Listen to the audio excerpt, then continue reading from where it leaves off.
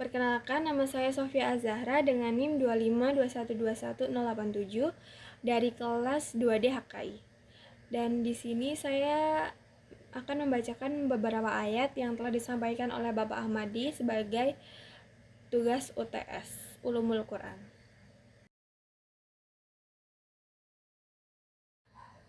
Yang pertama ada Quran surat Al-Baqarah ayat 26.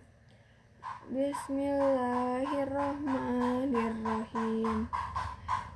Innallaha la yastahi an yadriba mathalan ma ba'udatan fama fawqaha fa'ammal ladhina amanu faya'lamuna annahu haqqu mir rabbihim wa ammal ladzina kafaru fayaquluna madza aradallahu bihadza mathala yudhilu bihi katsiran wa yahdi bihi katsiran wa ma yudhillu bihi illa fasiqin.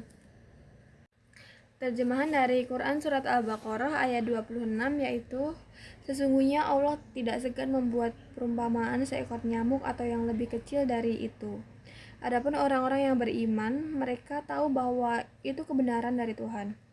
Tetapi mereka yang kafir berkata, apa maksud Allah dengan perumpamaan ini? Dengan perumpamaan itu, banyak orang yang dibiarkannya sesat, dan dengan itu banyak pula orang yang diberi petunjuk.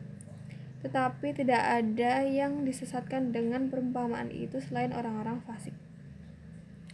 Ulasan dari surat ini, ayat ini menjelaskan salah satu metode Al-Quran dalam menyampaikan pesan, yaitu melalui perumpamaan atau amsal. Perumpamaan digunakan untuk menjelaskan hal yang abstrak agar lebih mudah dipahami melalui gambaran yang dekat dengan kehidupan manusia. Penekanan utama dalam ayat ini bukan pada objek perumpamaan, melainkan pada makna yang terkandung di dalamnya. Selain itu, ayat ini menunjukkan bahwa respon manusia terhadap kebenaran sangat dipengaruhi oleh kondisi hati dan keimanannya. Renungan yang saya ambil, ayat ini mengajarkan bahwa hal kecil tidak selalu berarti tidak penting. Justru dari sesuatu yang sederhana, manusia dapat belajar banyak hal jika mau berpikir dan mengambil hikmah.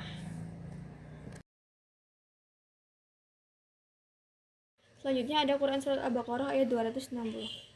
Bismillahirrahmanirrahim. Wa idh qala Ibrahimu rabbi arini kaifa tuhyil mauta qala awalam tu'min qala bala walakin liyatma'inna qalbi qala fahud arba'atan minnat tayri fasurhunna ilaika thumma ja'al ala kulli jabalin minhunna juz'a thumma ja'al ala kulli jabalin minhunna juz'a thumma da'uhunna ya'tina kasa'ya wa'lam anallaha azizul hakim. Selanjutnya terjemahan dari Quran Surat Al-Baqarah ayat 260. Dan ingatlah ketika Ibrahim berkata, ya Tuhanku, perlihatkanlah kepadaku bagaimana engkau menghidupkan orang mati. Allah berfirman, belum percayakah engkau? Dia, Ibrahim, menjawab, aku percaya, tetapi agar hatiku tenang. Dia, Allah berfirman, kalau begitu ambillah 4 ekor burung, lalu cincanglah olehmu, kemudian letakkan di atas masing-masing bukit satu bagian, kemudian panggillah mereka, niscaya mereka datang kepadamu dengan segera. Ketahuilah bahwa Allah Maha Perkasa, Maha Bijaksana.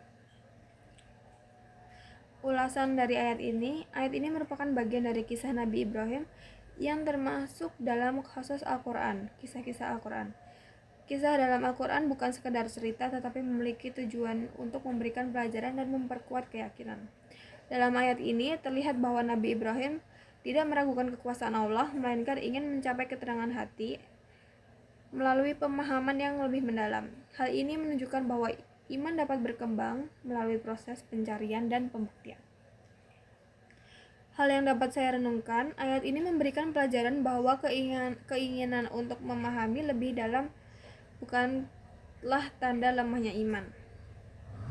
Justru hal tersebut merupakan bagian dari usaha untuk mencapai keyakinan yang lebih kokoh dan hati yang lebih tenang.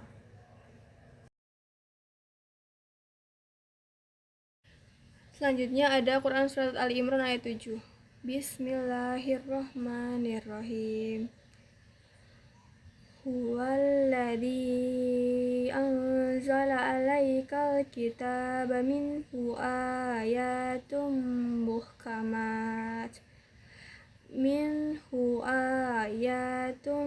muhkamatun hunna ummul kitabi wa ukhar mutasyabihat. فَأَمَّا الَّذِينَ فِي قُلُوبِهِمْ زَيْغٌ فَيَتَّبِعُونَ مَا تَشَابَهَ مِنْهُ ابْتِغَاءَ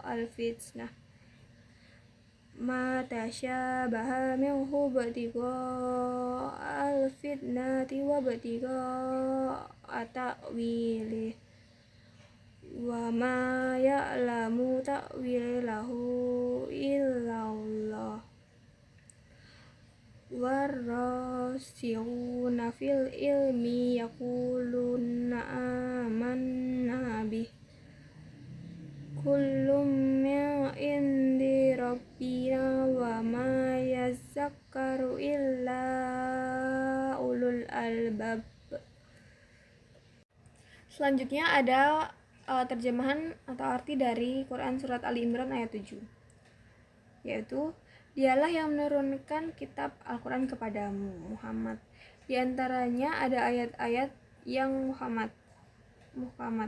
Itulah pokok-pokok kitab Al-Quran dan yang lain mutasyabihat.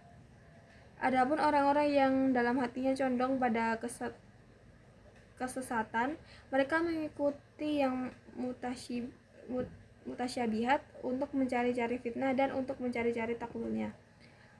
Padahal tidak ada yang mengetahui takwilnya kecuali Allah. Dan orang-orang yang ilmunya mendalam berkata, kami beriman kepada Al-Quran, semuanya dari sisi Tuhan kami. Tidak ada yang dapat mengambil pelajaran kecuali orang yang berakal. Dan ulasan pada ayat ini menjadi dasar pembahasan tentang muhkam dan mutasyabih dalam ulumul Quran.